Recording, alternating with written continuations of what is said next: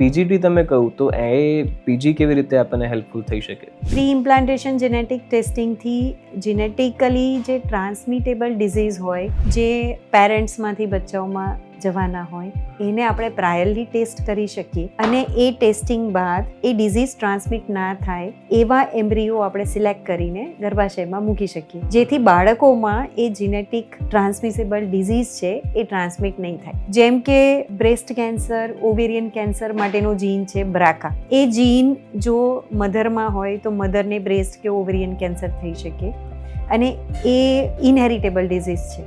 એટલે એ જીન જો એમની ડોટરમાં આવ્યું હોય તો ડોટરને બી અર્લી એજમાં અંડાશયનું કેન્સર કે બ્રેસ્ટનું કેન્સર થઈ શકે. તો જો આપણને ખબર હોય કે જે કપલ પ્લાન કરી રહ્યા છે અને એમનામાં બ્રાકા મ્યુટેશન છે, એટલે એ જીન પ્રેઝન્ટ છે, તો એમની ફ્યુચર જનરેશનમાં એ જીન ટ્રાન્સમિટ ના થાય તે માટે આપણે પીજીટીએ કરી શકીએ અને કેન્સરને જનરેશનમાં સ્પ્રેડ થતું અટકાવી શકાય.